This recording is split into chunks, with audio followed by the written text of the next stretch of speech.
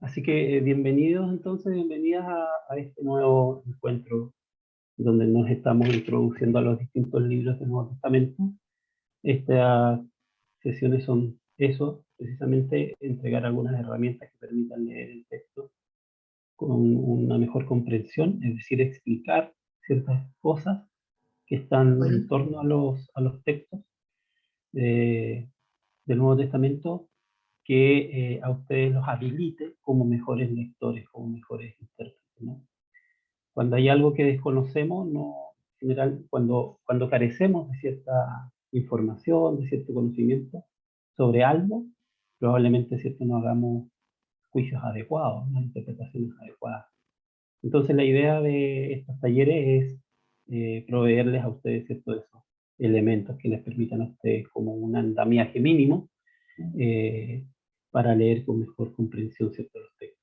Ahora, ¿cómo aplicarlos? Ese es otro desafío, ¿no? Si todo lo que dicen los textos del Nuevo Testamento, todo, especialmente las cartas, si todo lo que ellos dicen es pertinente, por ejemplo, para el contexto actual, esa es otra problemática porque recordemos que las cartas son textos ocasionales, es decir, responden a una realidad puntual por la cual estaba atravesando la comunidad o las comunidades cristianas del primer siglo. Entonces reflejan los textos del Nuevo Testamento los distintos momentos del cristianismo de los primeros siglos. Y reitero, de los cristianismos del primer siglo, porque no hay un solo cristianismo, hay diversas expresiones de cristianismo en el primer siglo, hay una pluralidad de cristianismo. Y los textos del Nuevo Testamento reflejan esa pluralidad de cristianismo. Y también reflejan las distintas realidades en las que las comunidades cristianas intentaron interpretar su fe en Jesucristo y vivirla en esos contextos. Esto que estoy diciendo digamos, la primera carta a Timoteo, estas tres cartas, ¿cierto?, segunda de Timoteo y también Tito, son especialmente ejemplificadoras de lo que estoy señalando, ¿no? Ejemplificadora de lo que estoy señalando porque reflejan la situación del cristianismo eh, al cual se refieren, ¿no?, estos textos.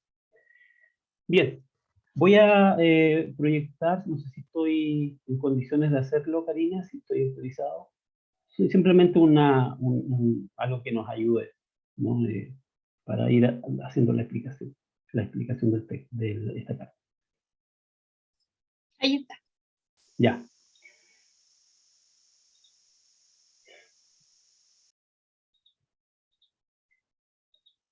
Bueno, entonces, algunos elementos a tener en cuenta de la primera carta a Timoteo.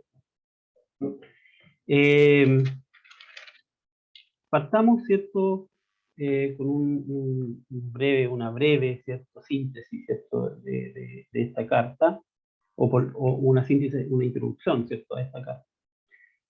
Las cartas dirigidas a Timoteo, ¿cierto?, es decir, aquí tenemos cartas dirigidas a personajes puntuales, ¿cierto?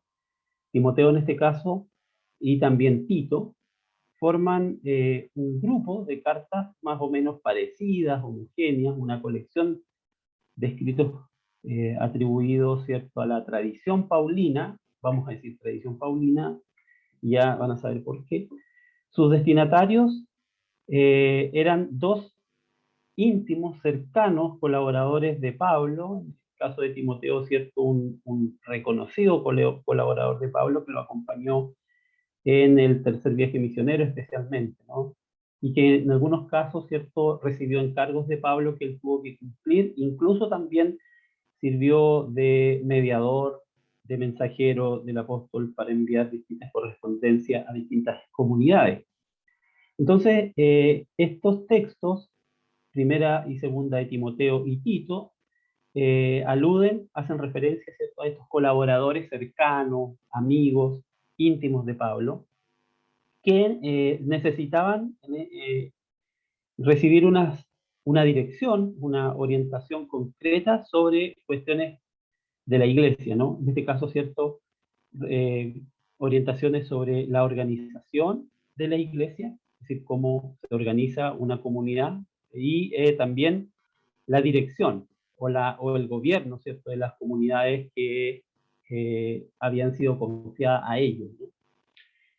Por lo cual, estas tres cartas, primera de Timoteo, segunda de Timoteo y Tito, perdón, son denominadas dentro del canon del Nuevo Testamento cartas pastorales, porque los temas que tratan tienen que ver con la iglesia, tienen que ver con la organización de la iglesia, con la orientación pastoral de la iglesia sobre diversas cuestiones, en algunos casos el liderazgo de la iglesia, las prácticas de la iglesia, la vida cristiana, etc.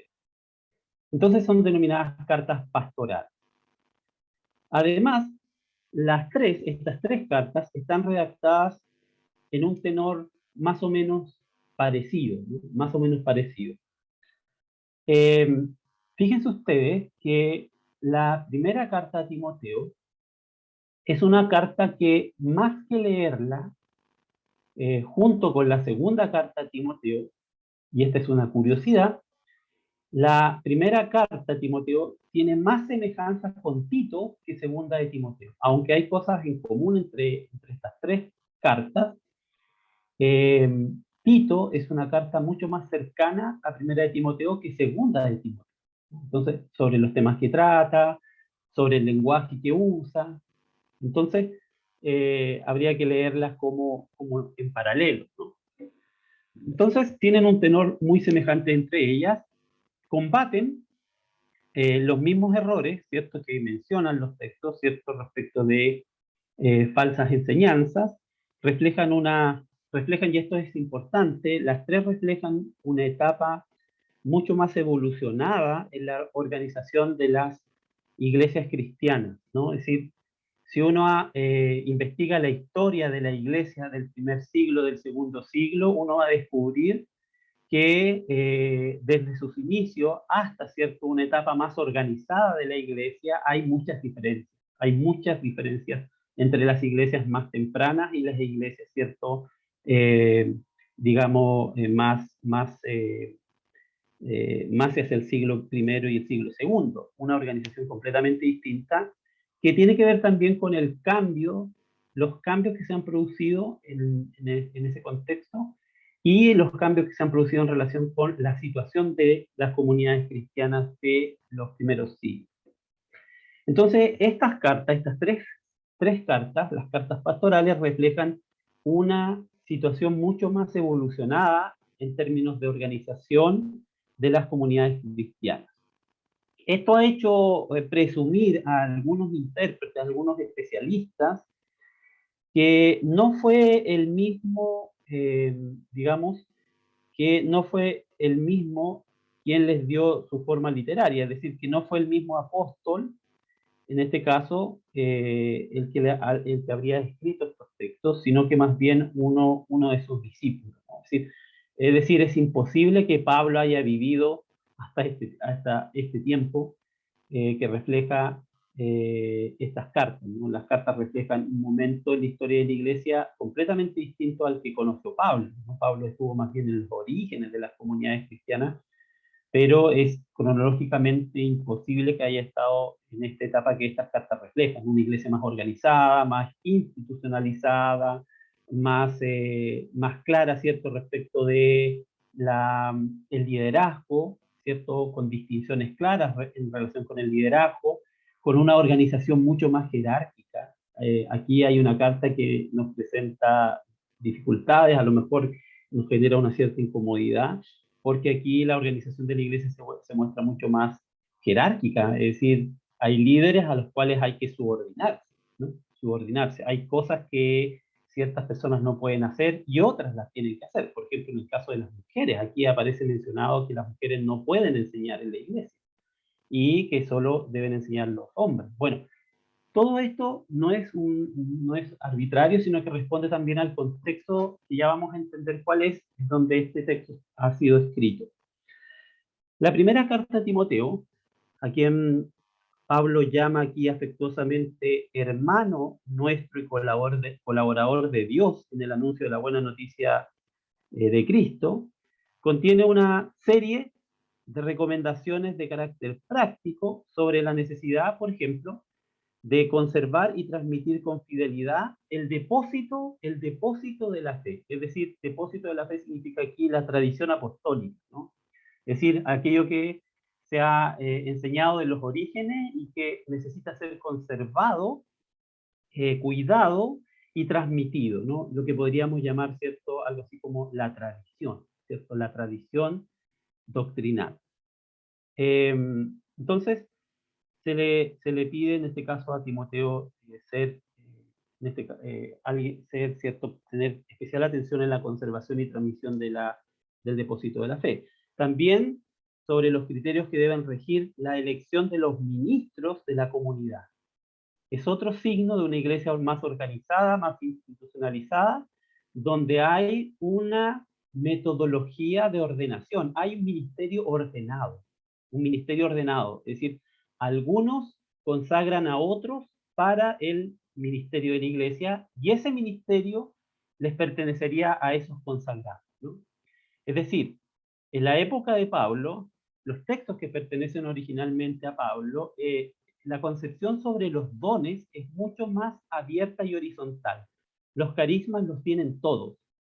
Si bien es cierto, hay un liderazgo, pero todos tienen dones, todos tienen un carisma, ¿no?, que ejercer en la iglesia. En la primera carta a Timoteo se hace una distinción y ahora se habla de carismas como un estado en el que se pone a una persona. Por ejemplo, aquel que ha sido consagrado como presbítero, como diácono, es a alguien que se consagre en la iglesia poniéndolo en un estado, ¿no? ¿Sí? Entonces se habla ya de un carisma institucionalizado, ya no un carisma libre como el Espíritu quiera repartir a la comunidad. Esta es una cuestión sumamente importante que en los textos propiamente paulinos Pablo enfatizaría más bien la libertad del Espíritu para orientar a la iglesia y para dar dones a los miembros de la iglesia para hacer comunidad, ¿no? Para hacer comunidad. Aquí no, aquí hay un liderazgo consagrado, el carisma está asociado a una ordenación y los demás entonces tienen que reconocer ese carisma porque ha sido dado por Dios, ¿cierto? En el caso de este texto, ¿cierto?, a Timoteo se le ha consagrado mediante la imposición de manos.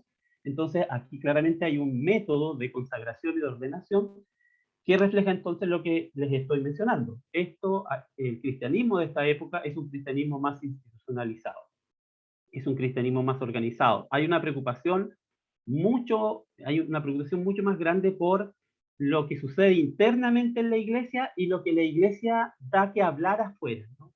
Es decir, están observando a la iglesia desde afuera, observan a los creyentes, y aquí también hay que detenerse en un aspecto importante de este contexto y el tema de la identidad.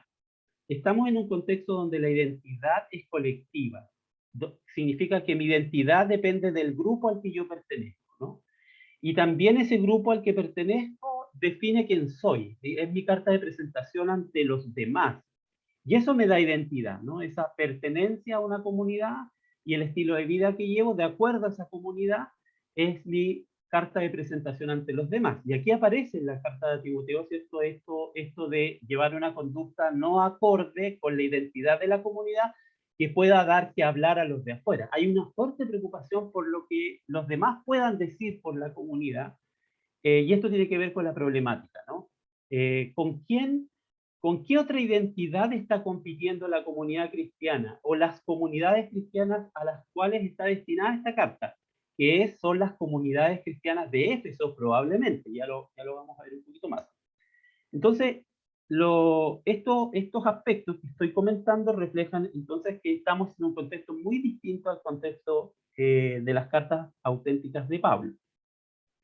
También, ¿cierto?, se le dice a Timoteo respecto de sus obligaciones con respecto a las diversas categorías de fieles en la iglesia, de creyentes, ancianos y jóvenes, viudas, presbíteros, ¿cierto?, y esclavos. Respecto de la esclavitud, aquí también hay una diferencia muy, muy importante del mismo tema en las cartas auténticamente de Pablo, donde Pablo más bien le habla a los amos y no a los esclavos. Aquí Pablo le habla solo a los esclavos y no dice nada respecto a los amos. Entonces también es como una carta que lo que pretende es ordenar las relaciones, establecer un tipo de relaciones, digamos, claramente definidas, se observa en esta carta? Hay una preocupación como que el destino de la iglesia, la coherencia de la iglesia depende de la coherencia de esas relaciones, ¿no? Es decir, que el esclavo, ¿cierto?, haga bien su trabajo, ¿cierto?, no lo haga de mala manera, lo haga contento, ¿cierto?, etcétera, etcétera. Bueno, y también, por supuesto, y probablemente este sea uno de los temas relevantes de la carta entre todos los que mencionan, la famosa exhortación a la práctica de la piedad. Así observa, ¿se acuerdan de ese texto? El ejercicio corporal para poco es provechoso, más la piedad para todo aprovecha. La palabra piedad, la apiseia en griego, ¿cierto? La palabra piedad aparece como una palabra sumamente clave aquí y que ya les voy a explicar de qué se trata, ¿no? Entonces, Timoteo es exhortado a practicar la piedad y a vivir el ministerio, su ministerio pastoral de manera desinteresada, no buscando enriquecerse a sí mismo, no buscando abusar, ¿cierto?, de los miembros de la comunidad, sino que servir con alegría, ¿cierto?, etcétera, etcétera, etcétera, y termina el texto diciendo, ¿cierto?, para mantenerse sin mancha e irreprensible hasta la manifestación de nuestro Señor Jesucristo, ¿no? Bueno, en base a esto, entonces, tengamos en cuenta que la autoría de este texto, la autoría de la carta a Timoteo, ¿cierto? La pongo ahí como pregunta, porque el 90% de los especialistas piensa que esta carta es una carta más bien muy tardía, muy posterior a la época de Pablo, escrita por un discípulo de Pablo, este tema ya lo hemos hablado en otras cartas, y que usaríamos el recurso de la pseudonimia, también muy utilizado en esa época, es decir, atribuir un texto a un personaje importante, ¿no? Es decir, ponerle el nombre, la autoría de un personaje connotado, importante, valioso, ¿cierto?, del pasado. En este caso, ¿cierto?, la pseudonimia tendría que ver con que esta carta sea de Pablo, de hecho aquí el nombre de Pablo puede ser simplemente un nombre literario, así como también el nombre de Timoteo, ¿no? También hay esa posibilidad.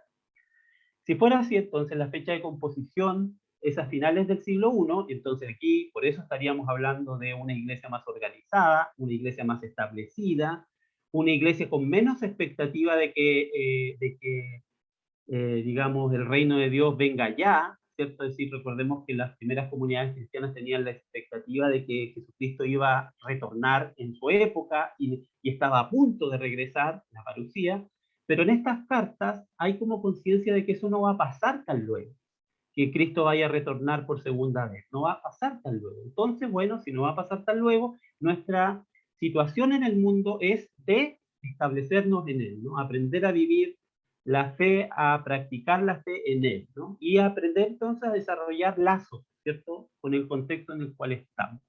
Y a eso responde también la necesidad de la institucionalización. Porque cuando uno, ¿cierto?, piensa que las cosas se van a terminar mañana, uno, ¿por qué se organizaría tanto, no? ¿Por qué guardaría cosas, ¿cierto? Si mañana se termina todo. ¿Por qué, digamos, desarrollaría una actitud como si tuviera todo el tiempo? Pues si uno supiera que mañana se termina todo, bueno, las cosas que tengo, el lugar donde estoy pierde importancia. Pero aquí más bien se piensa que no va a venir tan luego, entonces las cosas del presente comienzan a cobrar importancia, comienza a cobrar importancia entonces eh, el organizarnos, el estructurar, ¿cierto?, una forma de llevar a cabo la vida de la comunidad, el preocuparnos de la práctica, de la vivencia en la vida cotidiana, ¿cierto?, la vivencia de la fe en la vida cotidiana, etc. Son reflejos entonces de que esta carta puede haber sido escrita hacia finales del siglo I, y si aceptáramos la tesis de que la escribe Pablo, bueno, hay autores que la atribuyen en el año 65. Ahora, los destinatarios son unas comunidades que se encuentran en Éfeso. ¿Cuál es el contexto histórico-social? Y aquí hay una cosa sumamente importante que yo les anticipaba hace un rato.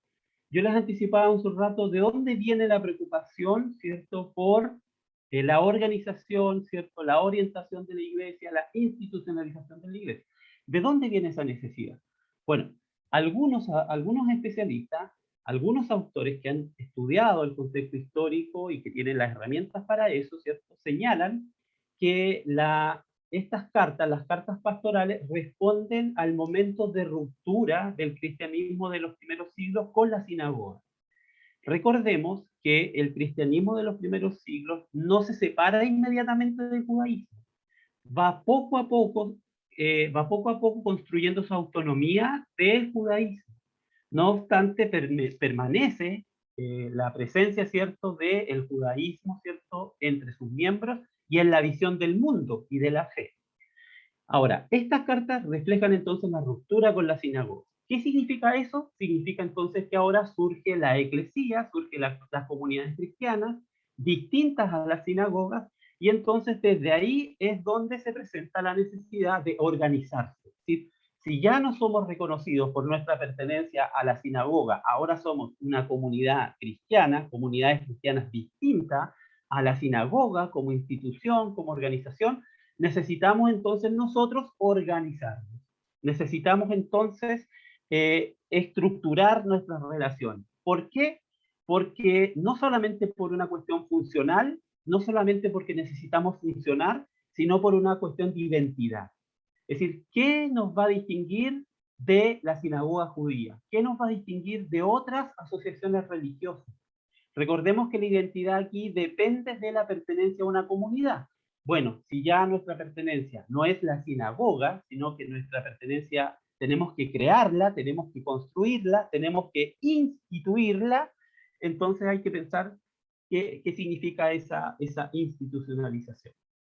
Ahora, esa institucionalización, ¿cómo se va a organizar la iglesia en tanto ahora distinta a la sinagoga? La van a obtener de las organizaciones helenístico-romanas. Y eso es sumamente importante, helenístico-romanas. ¿Fue acertado esto? ¿No es acertado esto? ¿Por qué razón? Porque las instituciones helenístico-romanas son jerárquicas.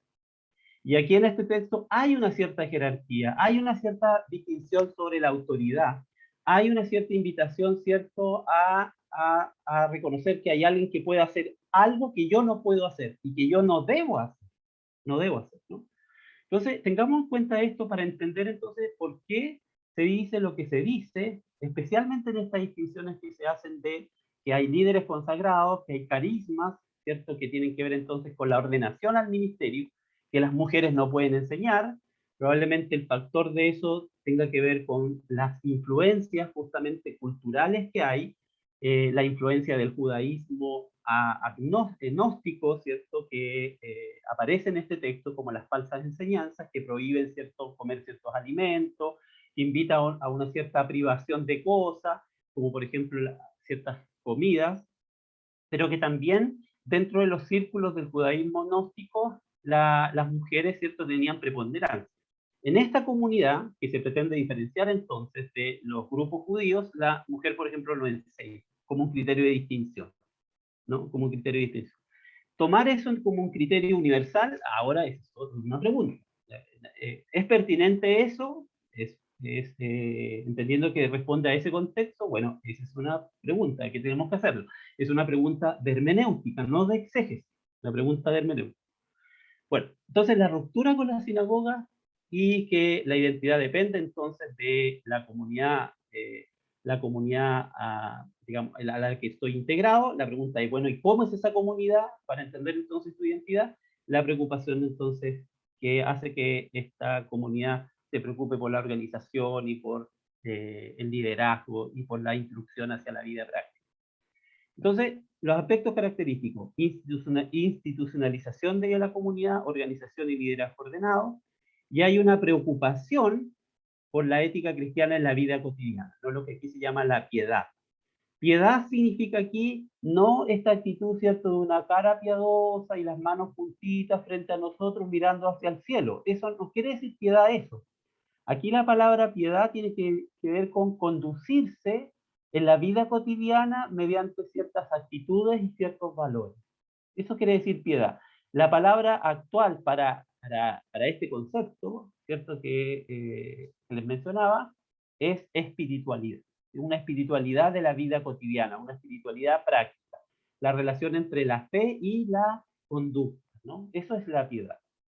Y por supuesto, en esta carta hay una, muy interesante porque uno podría decir incluso hay una especie de de ablandamiento, de relativización sobre el problema de la fe y las obras. En esta carta hay muchas insinuaciones de que finalmente, eh, eh, digamos, el escaton depende de nuestra conducta, ¿no? Es decir, el escaton depende, nuestra esperanza depende de cómo nos comportemos. La salvación, no en el sentido de obtenerla, sino en el sentido de manifestarla, depende de nuestro comportamiento, ¿no? Es decir, mostramos con nuestro comportamiento tanto la esperanza como la salvación, a partir de la vida diaria.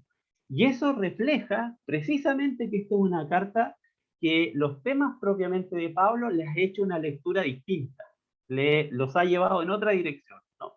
Incluso hay especialistas como Gerald Tyson, a lo mejor ustedes nunca han escuchado a este autor, pero solamente les quiero decir que es un importante estudioso del Nuevo Testamento, una autoridad mundial en el Nuevo Testamento, justamente ha señalado que las cartas pastorales reflejan eso, reflejan una reinterpretación del pensamiento propiamente paulino y en algunos casos en contradicción con el pensamiento paulino, ¿no? Es decir, llevado el pensamiento paulino en otra dirección, ¿no?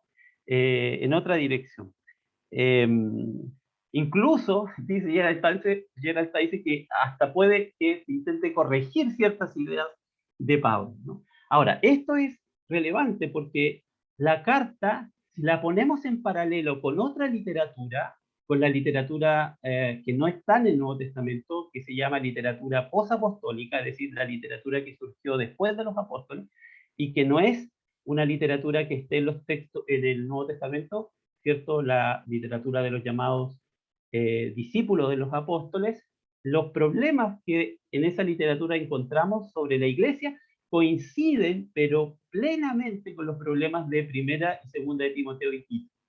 Es decir, como si estas cartas reflejaran lo que está sucediendo en las comunidades cristianas de finales del primer siglo y comienzos del segundo siglo, que es la preocupación por el liderazgo, por la organización de la iglesia, por la ética cristiana, por la moral cristiana, justamente lo que estos textos están mencionando, ¿no? Bueno, antes de entrar a la escritura, mencionar a lo mejor algunas cosas adicionales. Eh, Déjenme ver si no quiero reiterar lo que ya a lo mejor ya dije. Sí, yo creo que he dicho esencialmente todo. Entonces, vayamos a la escritura. Bueno, espero que puedan leer lo que está puesto aquí. Si no, entonces ojalá se acerquen bien a la pantalla. Bueno, ese es el esquema posible de la carta.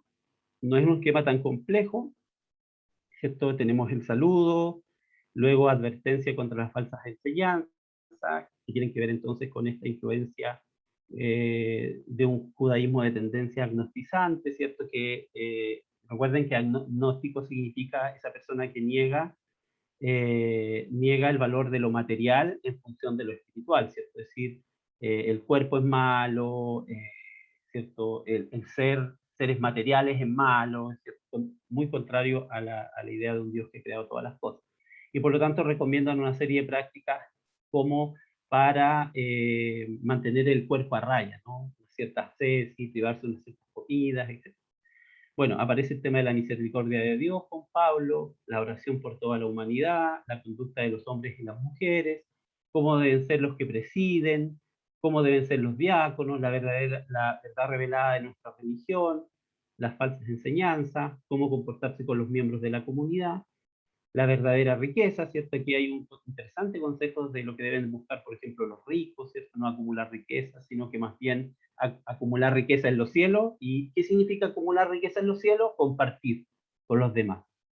¿No? Pero observen aquí la lógica un poco que les estaba explicando, como contraria, con una cierta diferencia con el pensamiento de Pablo, porque si yo comparto, lo hago por gracia, ¿cierto? En cambio aquí, compartir con los demás es porque acumulo riqueza en los cielos, ¿no? Así como que hay una reflexión sobre un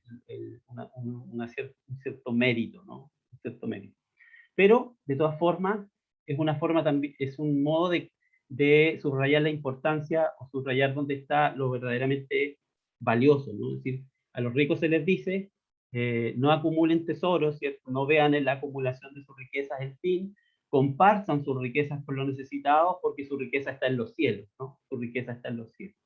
Entonces, ser rico en los cielos es compartir con los demás lo que tengo en la tierra, ¿no? Es, de todas formas, es una idea muy bonita, ¿no? Es una idea muy bonita de lo que hace, ¿cierto? Esa confianza o esa esperanza del reino de Dios, lo que hace en nuestra relación con los demás, ¿no? Es decir, nos hace ser generosos y compartir con los otros. Bueno, nuevamente el tema de la exhortación a Timoteo, ¿cierto? Este llamado a vivir la piedad, a vivir la piedad, a vivir un liderazgo no opresivo, sino que generoso, respetuoso, tratando a los miembros de la comunidad como si fueran mi familia. La metáfora que se utiliza de la iglesia en la primera carta a Timoteo, recuerden que en Pablo la metáfora para hablar de la iglesia es el cuerpo, el cuerpo. Esa es la metáfora más importante de los textos paulinos. En la primera carta a Timoteo, y esto tiene que ver justamente con el tema de la institucionalización, porque no había lugar más institucionalizado en el contexto helenístico romano que la casa de la familia, ¿no? Eh, Aquí se utiliza la metáfora de la casa para hablar de la iglesia. Y también se habla de la metáfora, ¿cierto?, del pilar, ¿no? El pilar que sostiene, ¿no? La estructura. Entonces se habla de la iglesia como la casa, ¿no?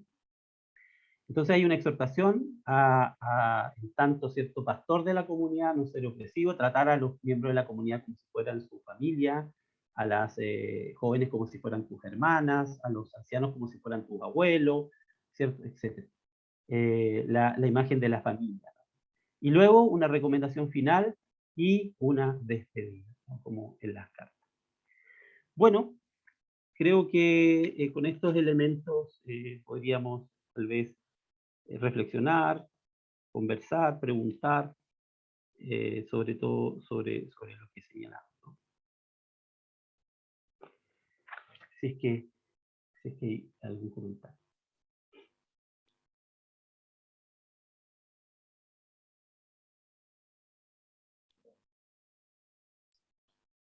Cristian, Sí. con respecto a eso que hablabas recién, que eso de acumular riquezas en los cielos, ¿sí? Era como el equivalente a decir que ser generoso en la tierra. Sí, es que lo que pasa es que el concepto siempre es como que no siempre se tiende a pensar que si tú tienes mucha plata o si eres rico, lo que sea, no es tan bueno, porque lo bueno es tener las riquezas en el cielo. Pero en este contexto, entonces, en esta idea o en este concepto, es como que no se está pensando en eso ni hablando sobre eso. No sé si me explico. No, el consejo a los ricos, hay consejos a los esclavos, hay consejos a los líderes de la comunidad, hay varios consejos a diversos ámbitos de la vida de la comunidad. Pero en el fondo la exhortación es cierto a los que poseen riqueza, estamos pensando en miembros de la comunidad, cierto que la generosidad es ser rico en el cielo. O sea, en el fondo no se trata de ser ricos en el sentido de acumular riqueza en esta vida, y si la tenemos, ¿cierto? Compartámosla, porque eso es ser rico, ¿no? Eso es ser rico, ¿fija? Esa es la lógica acá, ¿no? La lógica tiene que ver con que, bueno, los valores del reino de Dios, ¿cómo afectan mis posesiones? ¿Cómo afectan mis relaciones? La esperanza, ¿cierto? En el reino de Dios, porque aquí aparece esta idea de la esperanza del día del Señor, o la esperanza de la exhortación, ¿cierto? Es que cuando llegue ese día te encuentre intachable. Aquí se dan cuenta de la preocupación por la piedad, que cuando llegue ese día se encuentre intachable. Bueno, en el caso de los ricos, cuando llegue ese día, ¿de qué se trata? Esa esperanza de ese día, ¿de qué se trata? ¿De qué se trata la intachabilidad de ese día para un rico? En no acumular riquezas, porque la acumulación de riquezas supone la exclusión de otro de esa riqueza, por lo tanto el egoísmo, la apropiación. Entonces la exhortación es más bien aquí a que el que tiene riqueza la comparta con el otro, con el que no tiene, ¿no? La generosidad es el valor, ¿no? La generosidad es el valor. Y esto le toca el corazón, ¿cierto?, a la lógica capitalista, porque recordemos que las sociedades actuales, la lógica es de la acumulación, es la lógica de la acumulación del capital, ¿no? Es decir, tratar de hacer los mejores negocios al menos costo posible para sacar la mayor riqueza, ¿no? O sea, el ahorro supone también la mayor capitalización, ¿cierto? Entonces, claro, aquí hay una exhortación más bien a la generosidad, al compartir, ¿no?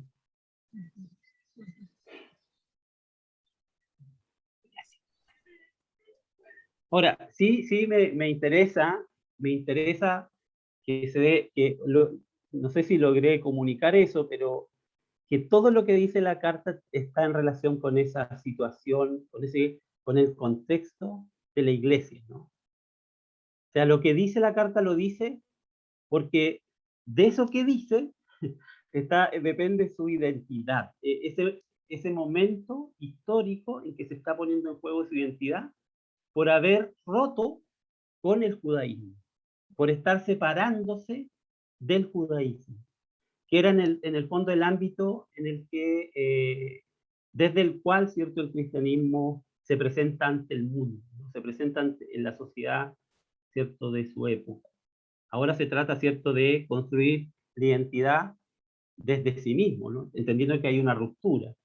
Y ahora, bueno, entonces, la necesidad de la organización. No porque el interés sea simplemente organizarse porque hay que organizarse, lo vuelvo a decir, porque hay que funcionar mejor, por supuesto tiene que ver con funcionamiento.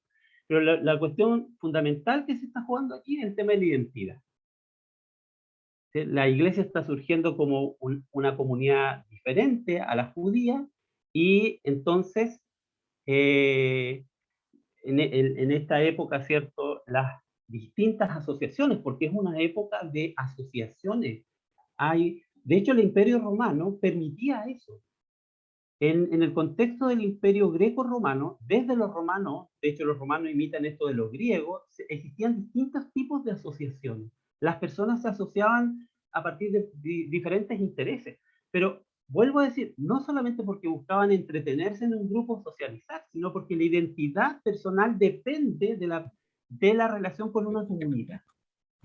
Entonces, este aspecto también está aquí presente en la configuración de estas comunidades que se ve súper institucionales, ¿no? Si ustedes leyeron la carta se van a dar cuenta, se van a encontrar con esto, ¿no? Y a veces suena la carta como fuerte, ¿no? No permito que las mujeres enseñen, ¿cierto? O sea, la iglesia, la mujer no puede enseñar en la iglesia.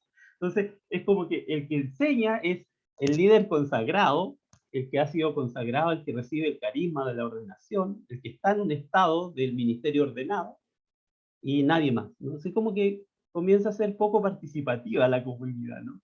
Y la preocupación más bien de los creyentes es portarse bien, portarse bien, eso es, ¿no? Y, entonces, claro, uno dice, bueno, es como que causa una cierta sensación de incomodidad la carta, pero hay que entenderla en estas circunstancias, para entender, ¿cierto?, lo que ella dice, ¿no? Ahora, otra cosa es el tema hermenéutico, ¿sí? Todo lo que aquí está dicho es relevante en nuestros tiempos, se debe aplicar todo lo que ella dice para nuestros tiempos. Así como está, hay, hay comunidades cristianas que piensan que sí, y en el caso de las mujeres, por ejemplo, en sus comunidades cristianas, las mujeres no enseñan. Incluso las separan de hombres, se separan hombres y mujeres en el lugar donde se sientan en la comunidad. Y hay otras más radicales donde las mujeres tienen que cubrirse hasta la cabeza. Estoy hablando de comunidades evangélicas.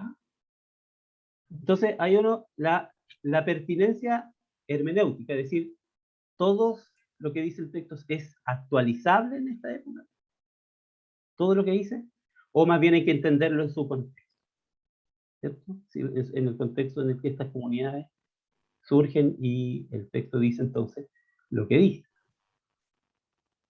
Bueno, un problema que estoy poniendo aquí, ¿no? O sea que actualmente, justamente yo le iba a consultar de ese versículo que usted mencionó de las mujeres.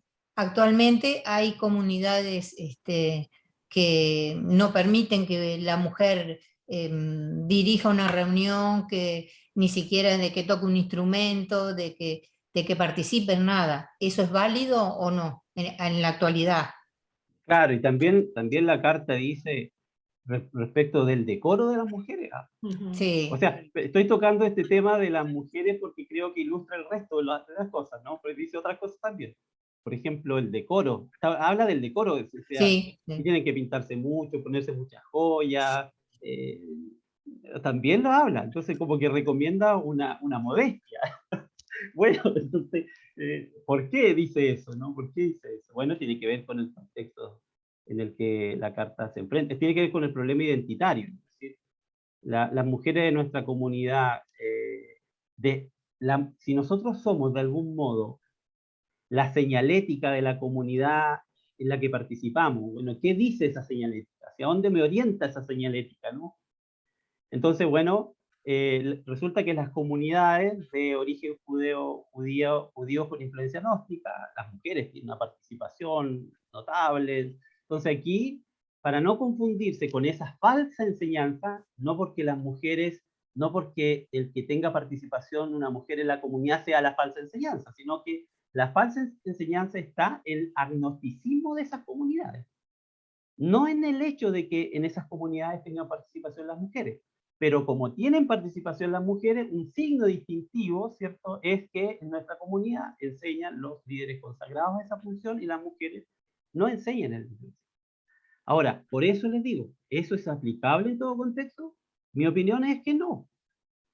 Mi opinión es que no, que las cartas pastorales, las cartas que son textos ocasionales, hay que aprender a leerlos en su contexto y que las preguntas que dejan planteadas son otras, no son cartas que nos ofrezcan normas universales, son normas ocasionales, ¿no? Que responden a ese momento. Entonces, el hecho que hoy día enseñe una mujer, una comunidad, una mujer sea pastora, digamos, no está en contradicción con lo que ahí está ahí, ¿no? Porque no es el mismo contexto que está Claro, suscitando esa recomendación. ¿Se entiende? No es el claro. mismo contexto el que está Sí, sí. suscitando esa recomendación. Y no es el problema identitario. Hoy día el problema de si la mujer no tiene participación en la congregación, simplemente se discute sobre la base de si la Biblia lo dice o no lo dice. Pero no se toma en cuenta que cuando la Biblia lo dice en un trasfondo social y cultural, donde está en juego la identidad de la comunidad en esa época. Entonces no es simplemente porque es que la Biblia lo dice, no es el tema, no es que la Biblia lo diga, es entender por qué está dicho. Claro. Y cuando uno entiende por qué está dicho, uno sabe lo que descubre. Ah, no es normativo. No es que tenga que ser en nuestro tiempo igual, de la misma manera. ¿Se entiende? Sí, sí, sí, sí. Exacto. Sí, porque yo he sentido pastores decir que no es bíblico que haya una mujer pastora o que una Claro, mujer pueda dirigir una reunión. Por claro. eso siempre me quedó esa duda y leí ese versículo, entonces digo, sí, será que es así. Pero claro, uno lo entiende. Uh-huh.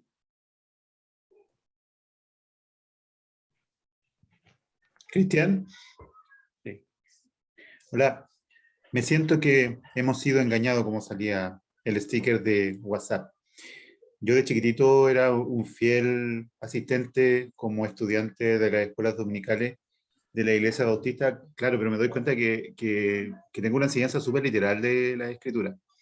Entonces, si un libro dice Pablo, apóstol, llamado a Jesucristo, uno tiende a creer de que el que está escribiendo es el autor de ese texto.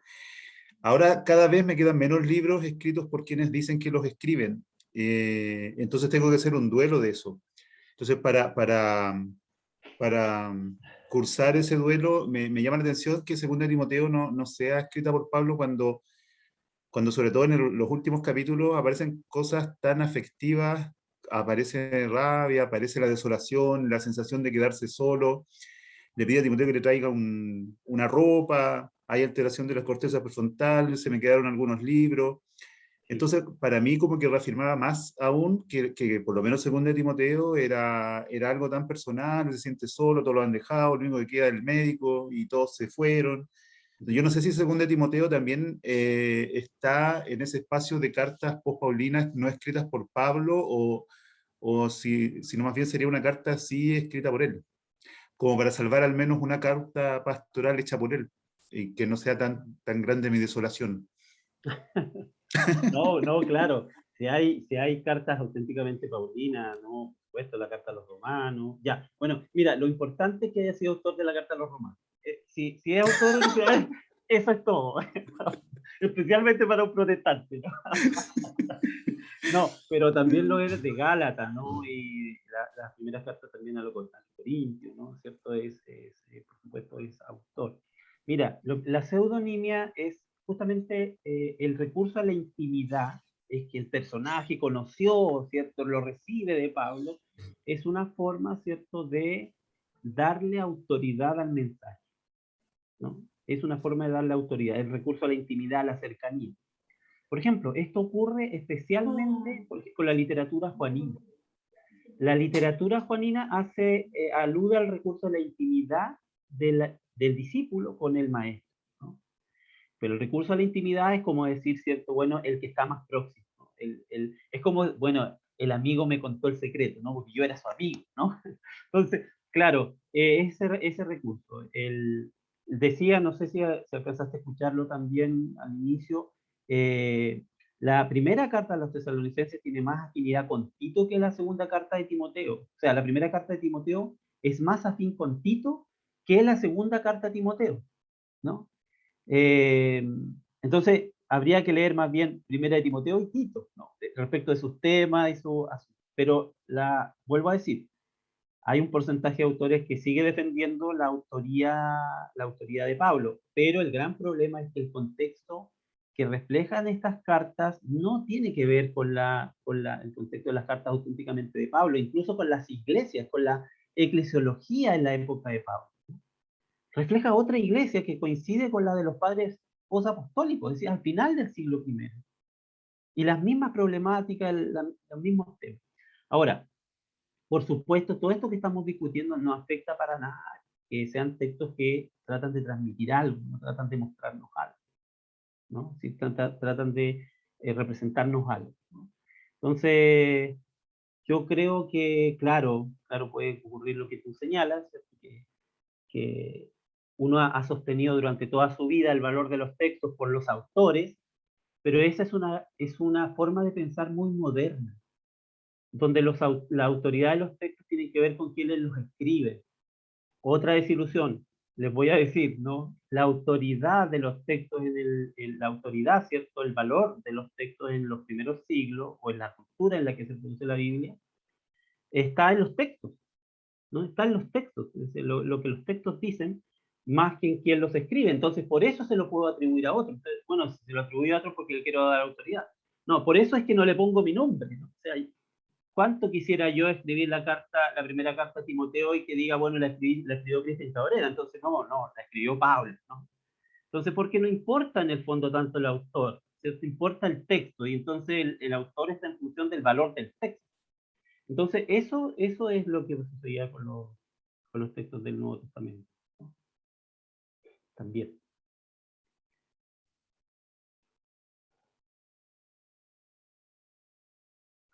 Doctor Cristian, aún así, eh, eh, bajo este concepto, ¿cierto?, de la posibilidad, ¿no?, de la pseudonimia,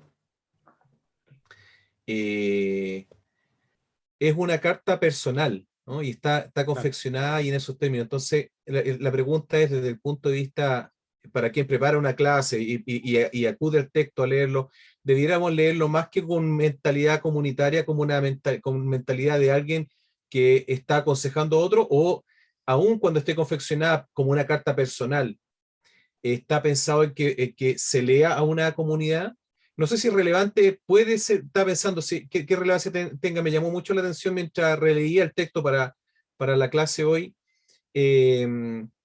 ese carácter personal, porque No sé si les pasa a ustedes cuando ustedes hablan hacia mucha gente, se cuidan en los términos, ¿cierto? Utilizamos otras palabras, tratamos de no meter la pata, ¿cierto? De ser más, no sé. Pero cuando hablamos con una persona en particular, uno abre su corazón, depende de la confianza y sobre todo que acá tenemos una comunión, lo trata como a hijo, al menos en el trato que tiene, es un trato cercano con alguien muy conocido, y por lo tanto es más arriesgado en lo que dice Pablo, o el autor, digamos, y por lo tanto hay cosas que se deben entender en ese contexto, es decir, están en un contexto, de, entre comillas, de lo privado. Eso como primera pregunta, como tal vez una pista exegética, entendámoslo también, como, porque aquí surgen algunos conceptos que de repente no son muy comunes. Cuando hablamos de lo exegético, es de extraer el sentido que el texto tiene. Entonces, en ese sentido, para acudir al texto y poder estudiarlo, ¿eso puede ser una clave de lectura? Sí y no. Sí y no. Claro, sí, el texto parece una carta personal, pero la verdad es que este texto fue leído como una carta comunitaria, como una carta a la comunidad, ¿no? O sea, claro, sí, es un texto que parece que estuviera preocupado Pablo por quién fue su colaborador, pero por eso les digo, ¿no? Es como que eso es la excusa, es la excusa para hablar de la iglesia finalmente, ¿no? Para hablar de la iglesia y para dar orientaciones organizativas, para dar orientaciones al liderazgo, para dar orientaciones respecto de la vida cristiana. Es decir, es una carta absolutamente eclesial, ¿no? Absolutamente eclesial. Entonces yo, a pesar de que está dirigida a alguien, es una carta que fue dirigida más bien a la comunidad, que debe leerse en ese carácter, entonces, más que privado público, ¿no? Es una carta que se dirige a la comunidad. Gracias. Lo segundo es, y justamente, y esto es importante, el riesgo que se toma, porque uno puede bíblicamente justificar, y de hecho lo dijo el pastor Cristian en una predicación hace unos días atrás, el primer Agustín, hablamos de Agustín de Hipona, en el cual se basa gran parte de nuestra teología hoy día. Él hablaba, por ejemplo, en un principio, en su juventud, de ser pacificador, amar, ¿cierto? Y por medio del amor también lograr la expansión del evangelio. Pero una vez que se ve invadido, ¿cierto?, por los, entre comillas, paganos, él se justifica y dice a otros convencerlos por medio de la espada. Y él dice, bueno, entonces la guerra santa se justifica. Y eso dio pie a las cruzadas y dio pie a todo eso. ¿Qué quiero decir con esto? Bíblicamente podemos dar pie o podemos justificar cualquier doctrina. Es decir, en la Biblia, cuando acudimos a la Biblia, y sobre todo la entendemos en términos literales, podemos respaldar cualquier cosa que se nos antoje. La muerte, la cadena perpetua, si queremos, también el terminar con el paredón, alguna cosa por el estilo. Me llama la atención porque justamente los círculos más fundamentales, cuando hablan de el silencio de la mujer, cosa que está muy en boga, dicho sea de paso hoy día, pese a todo el desarrollo, está ocurriendo bastante en algunas congregaciones, que a las mujeres no se les permite ni siquiera dirigir una oración en la iglesia. Utilizan justamente este argumento, el versículo 13 del capítulo 2, porque primero fue formado Adán y Eva después. Entonces no fue Adán el engañado, sino la mujer. Y ella, una vez engañada, incurrió en pecado, ¿ya? Y hay toda una consecuencia. Entonces, aquí se establece como un principio universal, así dicen. No es un tema circunstancial, sino que es una base universal para establecer que en todo tiempo el tema de Eva sigue vigente, y por lo tanto, como ella pecó, entonces eso como si fuese una especie de pecado original que es particular del género femenino y que por lo tanto perpetuamente, indistintamente de las culturas y de los tiempos, deberá mantenerse. Ese es parte del argumento fundamentalista, literalista, que utiliza para mantener este concepto. Y claro, dice, la Biblia lo dice, por lo tanto sí lo dice, no porque lo dice, sino que lo dice así. Y de hecho, con esto termino es pregunta, dicho sea de paso, Pastor Cristian, ¿cómo tomamos este asunto? No recuerdo bien y perdonen la imprecisión, pero Calvino decía que todo estaba permitido si la Biblia lo decía. Y de hecho él no usaba instrumentos o ciertos instrumentos porque la Biblia no hablaba de piano, no hablaba de guitarra y de otros instrumentos de cuerda más modernos. Sin embargo, el concepto de Lutero era que todo estaba permitido mientras la Biblia no lo prohibiera. Eran distintos acercamientos, entonces se fijan cómo el mismo texto podemos tener vistas diametralmente opuestas respecto de alguna cosa. Eso, Pastor Cristian, por favor. Sí, sí, yo creo que es lo que he dicho, ¿cierto? La importancia que tiene que uno lea los textos en su contexto, ¿no? Así que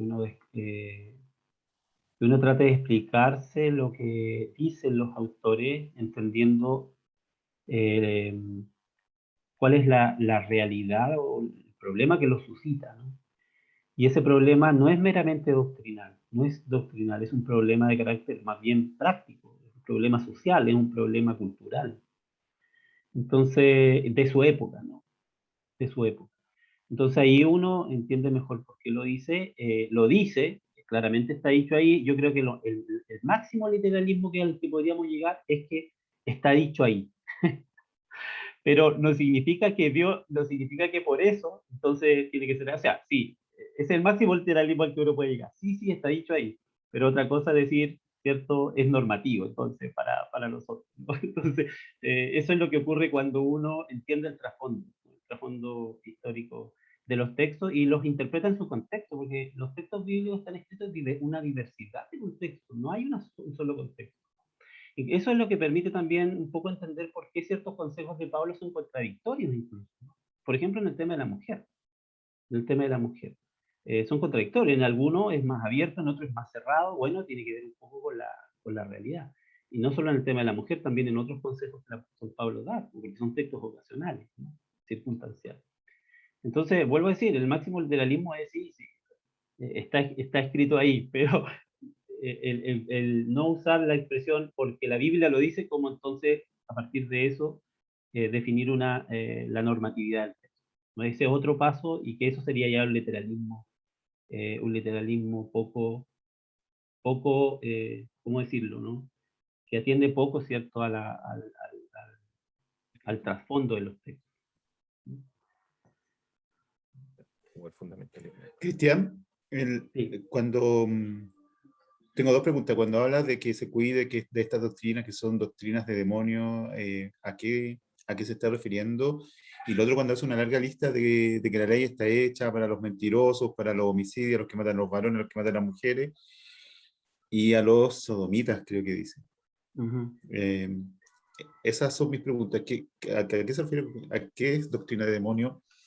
¿Y cómo podemos entender esa larga lista de pecadores donde hay personas que actualmente son delitos, los homicidas, y Claro. junto a ellos, claro, los sodomitas, que yo creo que la iglesia está dividida en estas cosas en realidad. Antiguamente se dividía en los que comían carne a los ídolos y otros no carne a los ídolos, los que eran circuncidados, no circuncidados. Después Claro. los que bíblicamente la esclavitud estaba permitida y otros decían que no, que la esclavitud no podía ser. Eso llevó a una guerra de nuestros hermanos bautistas, entre los bautistas del norte y los bautistas del sur, por interpretación bíblica de cómo se hacen las cosas. Yo creo que ahora la iglesia se divide, o quizás ya ni se divide, quizás estamos atrasados. Bueno, el rol que tiene la mujer en la sociedad es hay iglesias que, claro, no dejan pasar nada y la mujer tiene que callar la congregación. Y el tema claro, del tema de las orientaciones sexuales y qué hacemos con ello. Ahora, me temo que estas discusiones ni siquiera para la sociedad son temas, creo que estamos súper atrasados. Creo que la sociedad avanzó más allá de eso y ya no ya es tema, ya celebran la diferencia, disfrutan la diversidad, pero para nosotros todavía es tema, o sea, todavía hay iglesias que se dividen en el rol de la mujer. ¿Y qué hacemos con aquellas personas de orientación sexual diversa? ¿Cómo lo podríamos entender? Claro. Esos son, digamos, temas importantes que hoy día, claro, como tú dices, dividen a las iglesias, los enfoques. Vuelvo a reiterar que la referencia de estos textos a ciertas prácticas, ¿no es cierto? Porque hace referencia particularmente a ciertas prácticas de su época, que diferenciándonos de ellas sería entonces un factor distintivo en este caso de esta comunidad que está surgiendo, que se está instituyendo, distinto entonces a la sinagoga, ¿no? Yo creo, por ejemplo, en el tema de las comidas, la privación de ciertos alimentos, creo que son temas más o menos no tan complejos de superar, ¿no? Hoy día no, ninguno de nosotros diríamos, bueno, no tenemos ese problema de privarnos de ciertos alimentos. De hecho, probablemente habría que pensar hoy día que tampoco hay que comer cualquier tipo de alimento, ¿no? O sea, a lo mejor el texto también podría ser leído así, ¿cierto? Sí. Claro, y el tema en otras traducciones es la homosexualidad, en vez de entonces son referencias a ciertas prácticas morales, prácticas generalmente que se encontraban en la cultura tanto greco-romana, porque existía la homosexualidad, no como la conocemos en el día de hoy, entre paréntesis, sino que la homosexualidad forma parte incluso de ciertas prácticas de dominio, de dominación, tanto en la cultura greco-romana. Y aquí entonces las prohíbe como práctica entonces que no deberían ser características de la comunidad cristiana.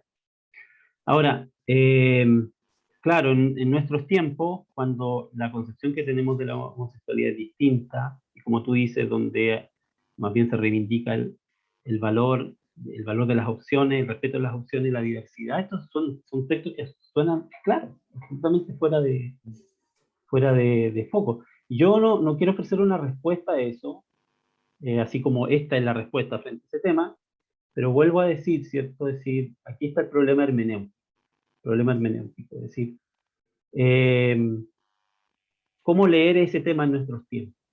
Por ejemplo, incluso hoy día, con la comprensión que tenemos del fenómeno mismo de la homosexualidad, ¿no?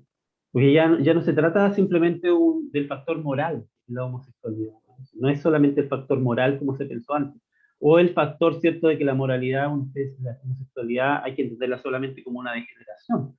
O sea, hasta la ciencia médica hoy día, ¿cierto? Hasta la psiquiatría, ¿cierto? Ya han descartado, por ejemplo, que la homosexualidad sea una patología. Entonces tenemos, desde el punto de vista de la ciencia, otra concepción de la homosexualidad. Entonces, nuevamente, pregunta de tipo contextual, hermenéutico. Bueno, si hoy día hay otra comprensión distinta de la homosexualidad, ¿cómo habría que afrontar ese tema a la luz de estos textos en el día de hoy? Entonces la pregunta es, para algunas comunidades todo es aplicable, para otras no todo es aplicable, hay que leer el tema con otros lentes, de otra manera, y lo que en algún momento, ¿cierto?, se entendió así, hoy día se entiende de otra manera. Y es por eso que también dentro del mundo evangélico las iglesias tienen distintas formas de enfrentar el tema de la homosexualidad. Hay iglesias, ¿cierto?, donde ya no es un problema ser homosexual. Hay otras iglesias donde ser homosexual es efectivamente lo peor que puede ocurrir, ¿no? Y realmente es lo peor. Entonces la única concepción ahí es que es un problema moral, ¿no? Entonces, claro, yo creo que aquí hay que informarse, hay que conocer el tema y luego, ¿cierto?, frente a eso, construir una posición frente a eso. Pero creo que en el caso de la homosexualidad no es suficiente simplemente afrontarlo desde el punto de vista el criterio puramente moral, ¿no?, de la homosexualidad. Es decir, no, lo enfrento como desde el criterio puramente moral y la homosexualidad reprobable, ¿no?, sin considerar también esa otra información que hay sobre el tema de la homosexualidad y atender a eso y luego, ¿cierto?, a partir de la información, bueno, construir una posición. Hay iglesias que habiendo sido cerradas, ya cambiaron su posición y son más abiertas. Hay iglesias que aún informándose con lo que se sabe, ¿cierto?, siguen cerradas. Se cierran el tema porque para ellos el balón está. Y van a tomar siempre como normativo eso de que la homosexualidad, ¿cierto?, es moralmente reprochado. Ahora yo claramente no voy a dar la respuesta a eso. Tengo mi posición, pero no la voy a dar. Cristian, Pastor, frente a lo que estás señalando, claro que son temas bien complejos hoy día, quizás menos complejos que hace un tiempo atrás, o de los cuales ni siquiera se hablaba. una cosa que está transversal hablemos del Corpus Paulino. Recuerden que estamos estudiando el Corpus Paulino y hemos visto esta evolución en la que nos encontramos justamente con aspectos que son circunstanciales, como bien se ha señalado, pero hay algunas cosas que se repiten. Uno de los conceptos que tiene que ver, y la pregunta en parte tiene que ver con esto, y que ahí en eso quiero hacer yo un alcance. Los falsos maestros seguían, y justamente los judaizantes seguían insistiendo en la ley. Y Pablo lo que señala acá, o el autor, ¿no?, establece que la ley lo que hace es mostrar la transgresión humana, ¿ya? Y condenarla. Es decir, esto es malo. Y ahí establece todo el listado de aspectos y de elementos, Gracias. ¿cierto?, que son reñidos con la ética del buen vivir, sobre todo que afectan a los demás según el contexto. Pero después pone de relevancia siempre lo otro, la gracia, y la diferencia entre la ley y la gracia. Y eso aparece más adelante. De hecho, lo que preguntaba José Luis está en el capítulo, justamente en el capítulo 1, y después abajo, justamente el versículo 14 dice, pero la gracia de nuestro Señor se derramó sobre mí con abundancia, junto con la fe y el amor que hay en Cristo Jesús. Es decir, y luego dice, este es el Evangelio es la grata nueva, la gracia. ¿Qué es lo que hace la gracia? La gracia, al mismo tiempo que reconoce que hay un pecado, pero la gracia es salvadora. La gracia es renovadora. La ley no podía hacer nada con el ser humano más que condenar el pecado en él y mostrarle lo incorrecto y condenar ese pecado. La gracia es novedosa, porque la gracia permite el cambio, permite la transformación del ser humano. Y curiosamente, todas estas cosas, el listado que aparecía arriba, tiene relación no en mi propia moralidad correcta, sino en cómo vivo para los demás. Porque todo lo que hago mal, lo que aparece en el listado anterior, en general, termina afectando a otros. Justamente, cuando hablamos de alguna acepción referente al tema de la homosexualidad, y por poner un ejemplo, no solamente porque no me quiero enfocar solo en eso, tiene que ver el contexto original en cómo había el abuso y la sodomización del otro, cómo al otro lo sometía y me apropiaba de él para cometer aberraciones con respecto a él, particularmente los esclavos. De hecho, Cristian Cabrera lo ha dicho en algunas clases también, en el seminario, y no porque lo diga él, sino que lo dicen los textos bíblicos. Cuando alguien sometía a otro pueblo, cuando iban los soldados y sometían a otro pueblo, una de las cosas que hacían era justamente la violación, y era una demostración de poder.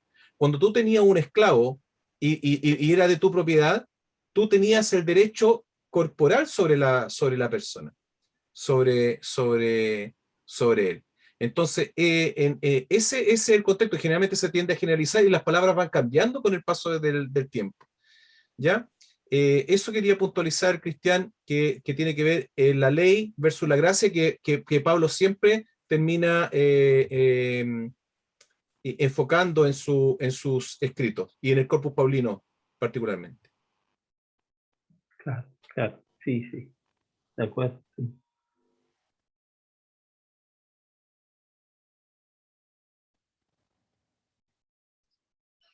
No sé si hay alguna otra pregunta, comentario. Sí, aquí la Nexa tiene una pregunta. Hola, no es una pregunta en realidad, es una petición. Lo que pasa es que concuerdo plenamente con lo que dice José Luis. Me siento totalmente engañada igual.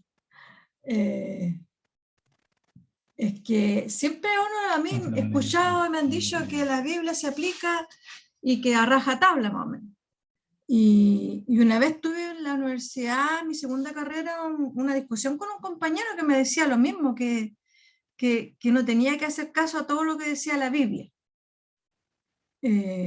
Entonces ahora me encuentro con esto y quedé plop. Me siento muy mal en realidad. Porque creo que me evitaría mucho sufrimiento interno si no fuera tan literal. Entonces mi petición es si es posible que pudiera dar como una especie de, no sé cómo decirlo, como una lista, algo. ¿Qué es aplicable entonces de este capítulo que se leyó de Timoteo? ¿Qué se explica en estos tiempos? no en la antigüedad, si eso no me sirve el hoy. ¿Qué se aplica? Claro, O sea, de verdad que me siento muy mal, de verdad. claro, sí. Pero ahí hay una cosa sumamente importante sobre cómo leemos la Biblia. Cómo leemos la Biblia, porque la culpa no es de la Biblia, ¿eh? La culpa es un poco de cómo leemos la Biblia. Y cuando nos hacemos la pregunta por la aplicación, o sea, ¿qué es aplicable? Entonces ahí uno se da cuenta que la lectura de la Biblia demanda otra forma. Aquí hay un desafío a nuestra lectura.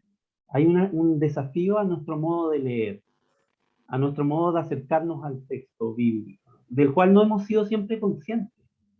Por ejemplo, esto que estamos haciendo hoy es sumamente importante. La Biblia no es un libro para ser leído solo. O sea, podemos leerla solo, por supuesto, podemos hacer una lectura solo. Pero la Biblia, la aplicación de la Biblia se construye justamente en diálogo, se construye haciendo preguntas, se construye escuchando a otros. Y la aplicación se construye con una importante conciencia, no solo de lo que la Biblia dice, su trasfondo histórico, sino que también de nuestro trasfondo. Entonces, la Biblia, más que decirnos, haz esto, la Biblia nos hace preguntas. Entonces, más que preguntarle a la Biblia, dejémonos que ella nos pregunte y no nos alivia del esfuerzo de tener que discernir, no nos alivia del esfuerzo de tener que cranearnos, pensar, reflexionar cómo llevar a la vida eso. Por eso la pregunta es importante. Dejemos que la Biblia nos plantee más preguntas que afirmaciones, que órdenes. Porque el interés de la Biblia es relacionarse con nosotros como un diálogo, como una conversación, donde no hay imposición, sino que en ese diálogo hay un descubrir algo, un descubrir cosas, un aparecer de algo, pero que solo se puede dar cuando yo me sitúo adecuadamente frente a ella, atiendo sus preguntas y estoy dispuesta a ese diálogo de ida y de vuelta, porque nosotros a veces pensamos, abrimos la Biblia y desde la Biblia en línea recta hacia nuestra realidad. Pero no es línea recta. Es un ir y venir del texto a nosotros. Y con esa tarea, con esa carga que deja sobre nosotros de, bueno, ¿cuál es tu vida? ¿Cuáles son tus preguntas? ¿Cuál es tu situación como persona en el mundo, en la realidad que te toca vivir? Y a partir de las preguntas que la Biblia nos deja, ¿cierto? Por ejemplo, la pregunta de estos textos yo creo que fundamentalmente es la pregunta de, bueno, el problema de la identidad cristiana, la pregunta es, ¿qué es ser cristiano? ¿Cierto? ¿Qué es ser cristiano en el mundo de hoy? ¿Cómo se lleva a cabo eso? ¿Es una pregunta que se contesta? ¿O ser cristiano, como dice aquí el texto, tiene que ver entonces con cómo vio mi esperanza en la vida cotidiana, en mi relación con los otros? Entonces, uno encuentra no solamente un contenido a aplicar, sino que, y voy a decir algo que resulta complejo, pero la Biblia no es un libro fácil, hermano. O sea, yo creo que es bueno decir eso también. El mundo protestante ha querido hacer tan familiar la Biblia, tan del pueblo, ¿cierto? Y tan familiar, que eso se ha entendido como fácil. Y fácil es justamente el literalismo. Justamente leer la Biblia en clave literalista es lo fácil. Pero no, cuando yo comparto todo lo que comparto, que no es mi ocurrencia, esto está avalado por múltiples referencias de autores, investigadores, detrás de lo que yo estoy comentando. Yo estoy aquí con varios autores sentados a mi lado que ustedes no ven, que me ayudan a decir lo que digo, ¿no? ¿Cierto? Yo lo digo de una determinada manera, ¿cierto? Pero me están ayudando esos autores. No lo digo solo, lo digo en base, ¿cierto? A personas que respaldan muchas de las cosas que estoy en este momento mencionando. Entonces yo creo que aquí está el desafío que planteas tú, Danisa, y que me parece sumamente relevante. Justamente el reaprender la Biblia, el reaprender a leer, el darse cuenta entonces que se trata más bien de un diálogo que de un monólogo, que se trata de un ir y venir entre el texto, la realidad del texto y nuestra propia realidad, pero la tarea que nos deja siempre va a ser una tarea que va, digamos, alienta nuestras neuronas. y alienta nuestra existencia, es decir, que nos hace pensar. La Biblia tiene que ser un texto que nos haga pensar, ¿no? Es decir, no solamente que nos diga, haz esto, haz esto, haz esto, haz esto, haz esto otro, sino que nos haga pensar, incluso en aquellos textos que parecen súper fáciles. Hoy si la Biblia dice esto y lo aplico. Parece fácil, ¿no? Ah, pero leo la carta a los romanos, texto difícil, no sé lo que quiere decir. Leo los salmos, textos fáciles.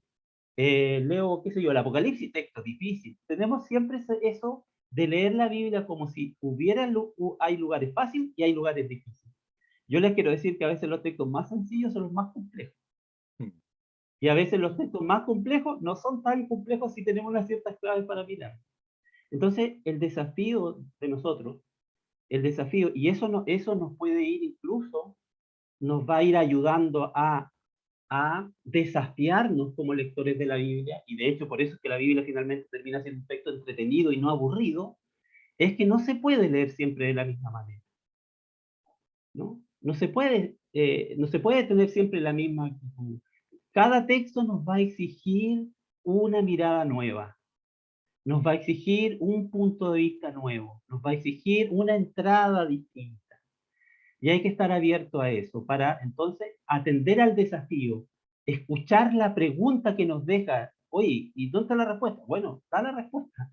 Aprende a construir esa respuesta, ¿no? Porque en esa respuesta está también, ¿cierto?, tu identidad como seguidor de Jesús. Entonces yo creo que lo que dice Danisa, hay que tomar la idea de defraudarse, o la idea, como tú dices, del engaño, hay que tomarla como una invitación que más que tener con la Biblia, tiene que ver conmigo como lector, ¿no? Con mi lectura, ¿no? Ojalá nos defraudemos de mi lectura, de mi forma de leer. Y entonces sintamos que el desafío es, bueno, leamos otra vez, leamos de nuevo, ¿no? Y a ver qué descubrimos, a ver qué preguntas surgen, a ver qué tarea nos deja la Biblia. La Biblia nos deja más tareas y desafíos que simplemente darnos órdenes. De hecho, la palabra mandamiento, por ejemplo, la palabra mandamiento es muy linda, la traducción ley es fea, porque parece que fuera una orden. Pero la palabra mandamiento, en la Torá, por ejemplo, mishbot, significa dirección, flecha. Está tomada de la idea de las flechas de los arqueros, y que significa mira hacia allá. Como orientación, dirección. Pero no es haz esto, es una dirección, una orientación. Pastor, Entonces, sí. una pregunta cortita en base a lo que acaba de todo lo que ha dicho en este rato, pero y ahí no está el peligro de caer en la subjetividad. Si yo releo, como decía, desde la decepción de mi propia lectura y lo leo de otra, ahora no sé, me da la sensación de que uno puede, ¿cómo sé de que en qué me baso para una lectura diferente y no caer en mi propia subjetividad de que ahora sí estoy leyéndola de la manera correcta? Claro, es que tampoco se trata de decir, mira, hay una sola lectura. Lo correcto es una sola lectura.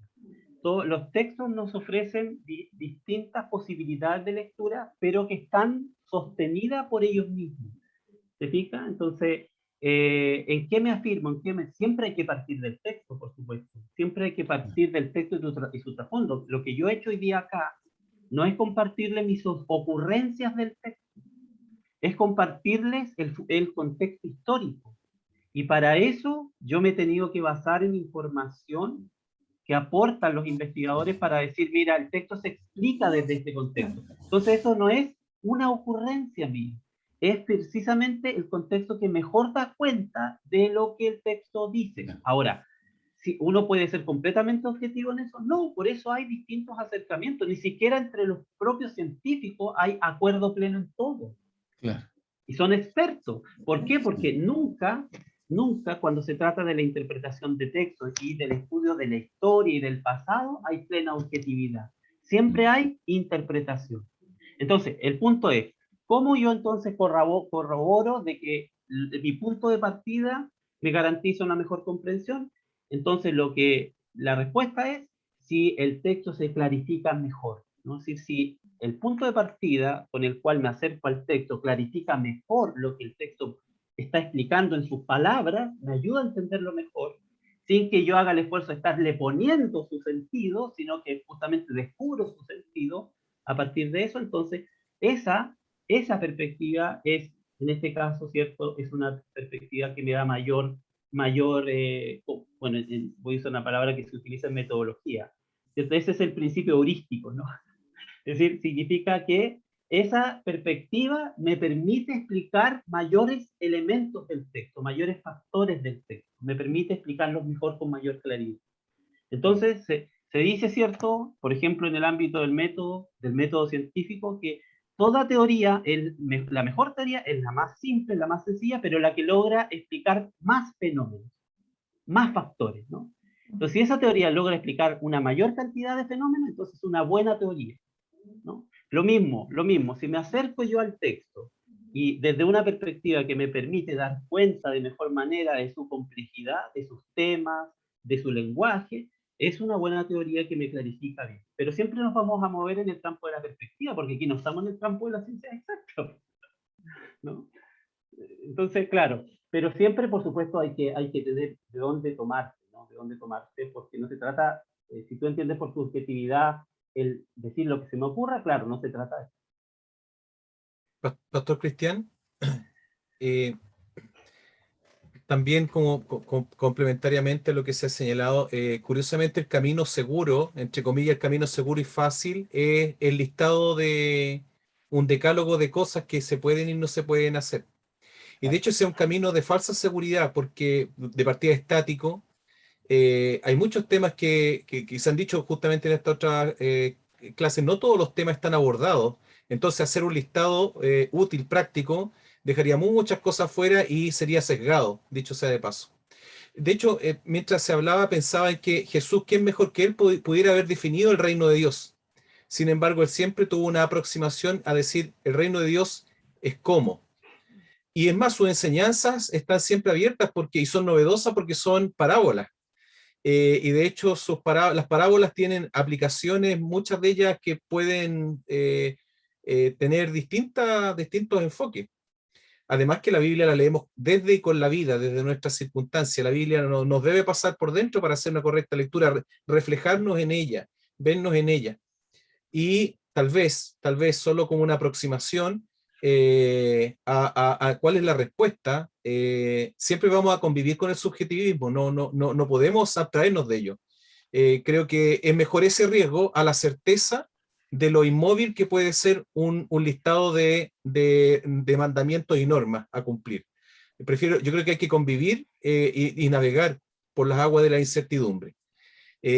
Ahora, en ello es clave la comunión. O sea, Jesucristo llama a los discípulos para que estén con él y luego los comisiona. Pero el punto de partida, el momento uno, es estar con él. Entonces, en este camino incierto de cómo trabajar en la vida o cómo decidir o definir qué es bueno, qué es malo, es clave el estar con Jesús, la comunión con él. De hecho, él también dice, nada hago por mí mismo sino lo que veo hacer al Padre. Esa es clave de su ministerio. Un ministerio que se caracteriza por la comunión que él tiene con el Señor. Y ese comunión le da la facultad de conocer que es de alguna manera e intuir lo que tiene y lo que no tiene que hacer. De hecho, algunos teólogos han dicho, por ejemplo, en el encuentro con Jesús y la mujer sirofenicia, que hasta él se sorprende de lo que acontece ahí. No lo tenía planeado. Es más, no quería predicarle a los no judíos en su tiempo. Y de pronto él se da cuenta que también hay otros a los cuales también él ha venido. Eso, Pastor Cristian. Exacto. Y lo más probable que hay un Pablo aquí, ¿no será Pablo de Tarso el que está? A lo mejor Pablo después me va a llamar. Bueno. Yo quería decir algo, nada más complementando lo que se ha dicho un poco, y creo que también lo mismo, la Karina y ustedes lo dijeron, pero quiero reafirmar que efectivamente la Biblia, claro, la podemos leer solo, pero entenderla en su conjunto y todo lo que quiere leer pasa también por el aporte que cada uno de nosotros podemos entregar. Creo que, y en eso yo me maravillo en el Señor, porque efectivamente el hecho de que cada uno de los que están presentes, su aporte, para mí es palabra de Dios. Para mí es parte de lo que Dios me está diciendo. ¿Y por qué? Porque así siento que la creación también, y lo dice la misma Biblia, que los cielos, la naturaleza, Dios también se revela a través de la naturaleza, de la creación, de todas sus maravillas, y cuando nosotros, y también nos dio nuestra inteligencia, porque fuimos hechos a imagen y creación de Él. Por lo tanto, Él no se puede negar en el pensamiento nuestro y en la revelación de su palabra. Y por eso es importante el apoyo y la conversación de estos temas, como ustedes lo dijeron, porque eso, y esa coherencia y esa armonía en realidad, que nosotros podemos escuchar la unión de todos ustedes y de todos los que estamos acá, es palabra de Dios también. Y eso quería decir.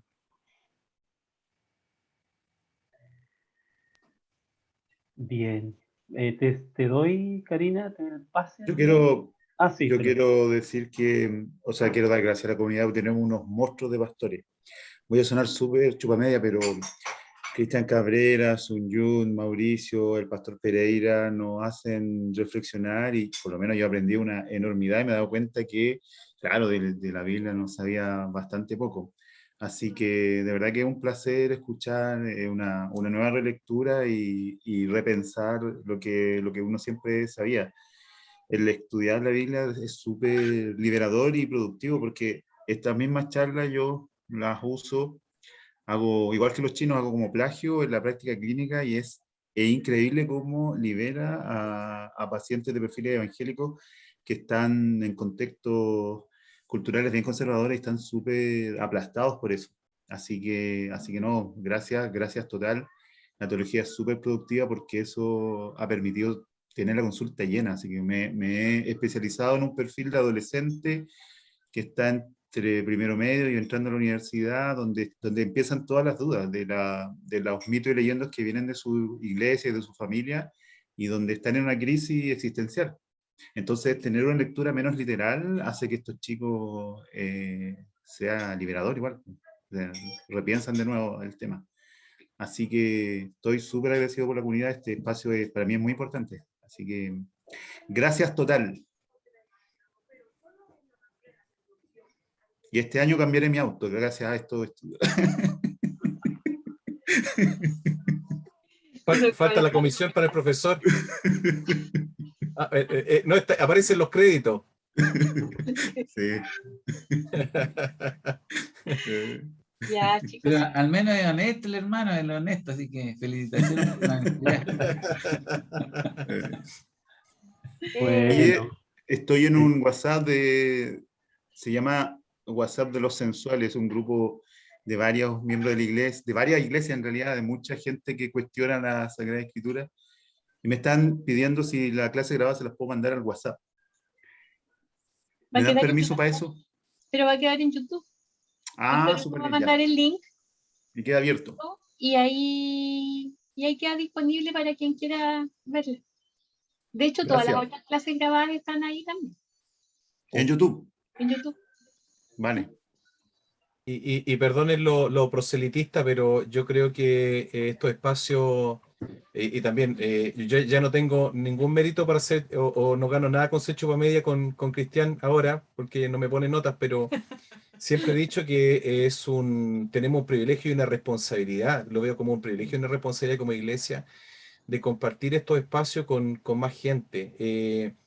De verdad que a mí me apena, en parte, celebro que estemos acá, pero me apena que no podamos compartirlo con más personas. Para quienes nos gusta la teología y participamos de estos espacios, yo diría que un espacio en Chile este espacio no lo tiene, y lo digo con humildad, digamos, este espacio en Chile no lo tenemos en cualquier parte, es un privilegio. Gracias, Cristian, por tu aporte hacia nosotros y también lo que hemos podido aprender y poder compartir en este espacio. Ojalá que también a lo mejor de los sensuales o sensualas puedan sumarse mejor que estar aquí, porque tal vez también hay esos insumos que pueden aportarte lógicamente desde sus dudas. Si de hecho, no pensemos que dudar, no nos sintamos mal por dudar. La duda nos ayuda a crecer. Y la humildad, ¿quién crece? El que se da cuenta que no sabe. Y yo creo que eso es importante, darnos cuenta que no sabemos. Ahí tenemos a la Abrir los sensual, ojos. la Magali. Hola Hola, Magali. Magali, Yo gusto conocerte. quería compartir con ustedes que también capaz que un poco, yo por lo menos me he criado en un hogar cristiano. Mi abuelo se convirtió en Rusia y leían una hoja de la Biblia que repartían y que se escondían en los bosques para leerlo. Y nos criamos con muchos dogmas. Y eso nos siguió en la cabeza, y lo leemos y lo sabemos de memoria, porque ya sabemos el versículo que viene, y no hacemos una introspección de lo que quiere decir en realidad. Como que estamos ya preconcebido lo que sigue, lo que va a decir, sin aplicarlo a la situación actual de la que vivimos. Yo que sé, cuando yo era chica, estudiar en la universidad parecía pecado, pero ¿quién va a llegar a los profesionales si nosotros nos quedamos todos en un nivel bajo de educación o de cultura, o lo que sea, ¿verdad? Entonces, fue difícil ir rompiendo todas esas barreras y seguir y no perder la lectura, pero tampoco encerrarlo. Y sí, a mí me abrió la cabeza. Yo le agradezco también al pastor Cristian. Es difícil, pero bueno, está bueno. Linda. Está bueno el desafío. Sí. Bueno, Judith, ¿tú puedes orar para terminar? Claro que sí. Seguimos con 2 de Timoteo, ¿cierto, Cari? Sí, 2 Timoteo. Oye, Noviembre. pero la mujer O puede sea, orar octubre. o no. No, me dice a mí, yo digo. ¿Puedo orar? Autorizada, como en la paramilitar. Oremos. Señor, te damos muchas gracias por este momento que tú nos has podido dar. Gracias, Señor, por poder sentarnos, parar de nuestras actividades y poder, Señor, compartir juntos sobre este hermoso libro. Gracias por el pastor Cristian, por su preparación. Gracias por hablarnos, Señor, a través de él. Y te pedimos que todas estas cosas que estamos procesando recién en nuestra cabeza puedan dar buen fruto, Señor, y que cada día podamos acercarnos con más claridad a tu palabra, Señor, y tratar de entender qué es lo que tú quieres hablar a nuestras vidas y a nuestros corazones. Te pido que bendigas a cada una de las personas que está aquí, representando sus familias también, Señor, y a aquellos hermanos que a lo mejor quisieron conectarse hoy día y no pudieron, que también puedas darle oportunidad de hacerlo en otra ocasión. Gracias, Señor, por este privilegio que tenemos, Señor, de esta instrucción tan hermosa, y queremos irnos contentos a nuestros hogares rogando tu bendición. En el nombre de Jesús. Amén. Amén. Gracias. Bienvenida, Magali.